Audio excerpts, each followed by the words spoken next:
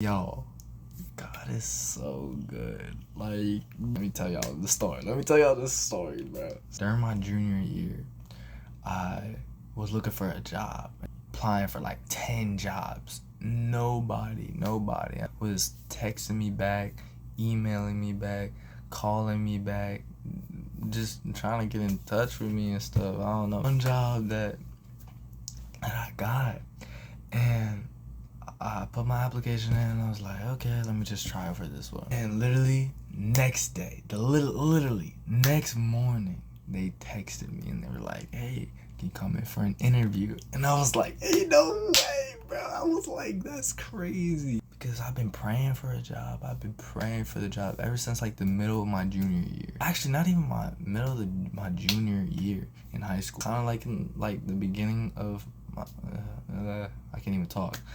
Kind of the beginning of my junior year. Literally, I've been praying for that. I got the job. I literally got the job. Now, that's not the crazy part.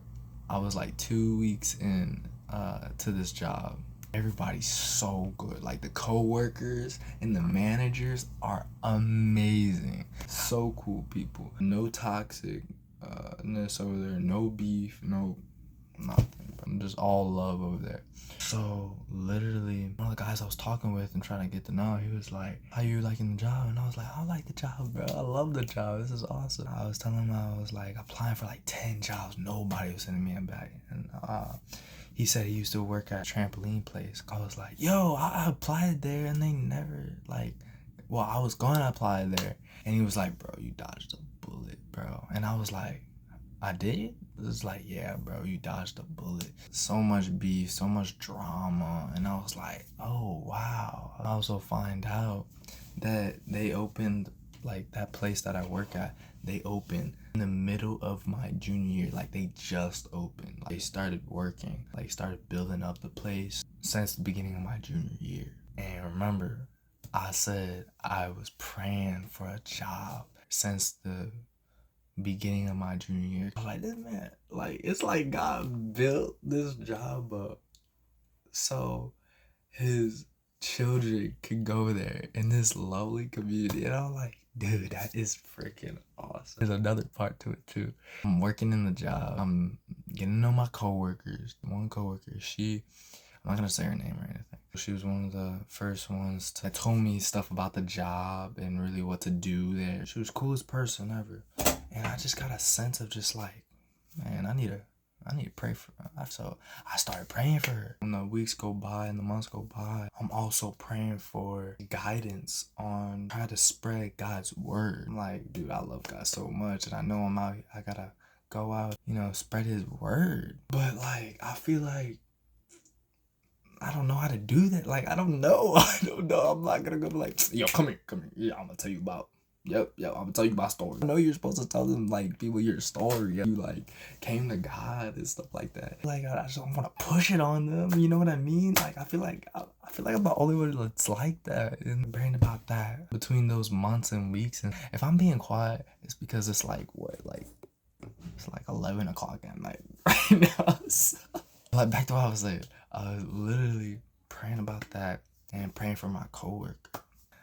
Just like a week ago, I was trying to switch shifts with any of my coworkers. The girl that I've been praying about, she was trying to take like one of my shifts, like take it, not switch it at all. And I was like, oh, okay.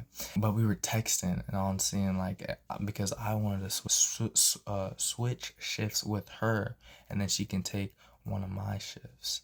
We're texting and I'm getting confused. I'm like, wait, what? I thought she was like doing something else with like switching shifts or something like that. I was like, girl, I'm so confused. Let me just call you. Can I call you? We call and we're just talking about the shifts and switching shifts. And literally the subject of God came up. She's been saying that she's been struggling with the word of God and trying to get closer to him. She's telling me all her problems on just like, it's so hard to just like read my word or just like stick with my word and not sin, basically what she was saying. I was so nervous, guys. I was so nervous. I was like nervous, bro. I was like, okay, well, can I share you my story? And she was like, yes, please. No, me and her, we're like best friends at work. So like, dude, she's so cool, bro. Like, she's a cool person. And so she was like, yes, please. So I'm telling her my testimony and telling her my story on how I came to God. And I finished telling her my testimony. And she was like, oh, bro, I want that so bad. And I was like, I know. That's why you gotta stick with him. You gotta keep in your faith. You have to keep in your faith. And then I was like, I'm gonna be real honest right now too. And I said the same exact thing to her too. I'm on the internet saying this, but give glory to all God. That's why I'm about to say this right now, because it might help y'all too. My sin was lust. And I told her that. I was like, I used to lust. And she was like, that's what I'm going through right now. And I was like, no way. Guys, like literally, I was like, okay. So we have something in common. So I was like, guys, God literally set this up. Like, he literally set this up. And so I was like trying to give her tips. I was like, so with lust, it's just, I know it's tempting. Like, don't give into them temptations. I know it's hard. You saying you're struggling with God and coming back and forth with him, it's probably because it's like you keep going back to the lust because you're focused on sinning, not lusting. And so I was like, keep your eyes on God.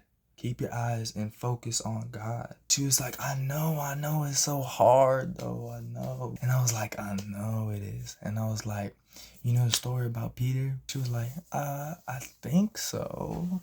Okay, let me tell you a story about Peter. So Peter and his friends, they were literally in this boat in the middle of the sea. And they were just going along. Boom, just storming like crazy, waves going insane. It's dark, so much rain, storm. Peter's and his friend, and we're in this boat, and Peter was like, Jesus, save us, please. And he's just crying out to Jesus. Jesus was right there, and Peter was like, Jesus, help us, please help us. He was like, keep with me and keep your eyes on me.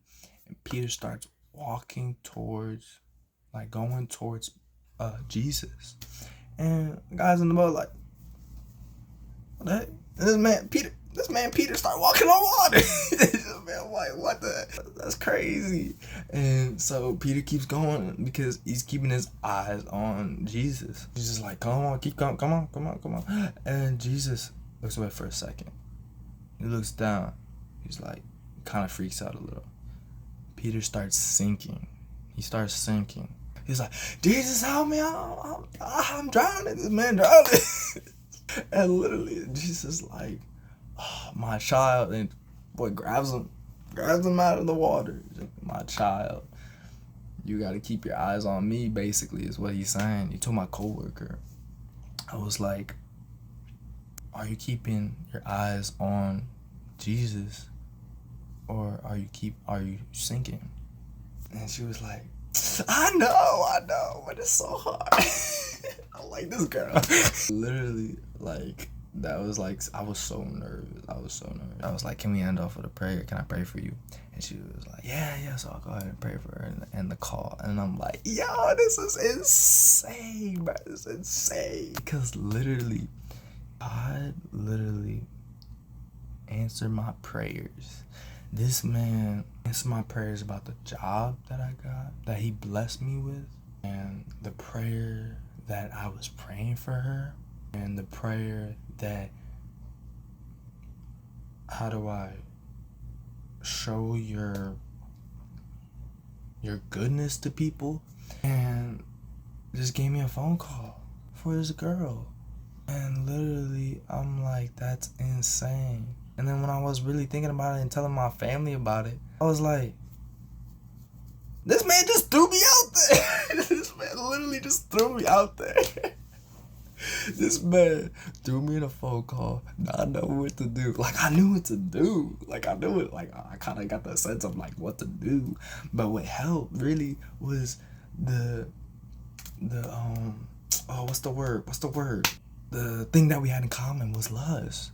So I had that in the past, and I already knew, like, how to get over that because I got it over it. You know what I mean?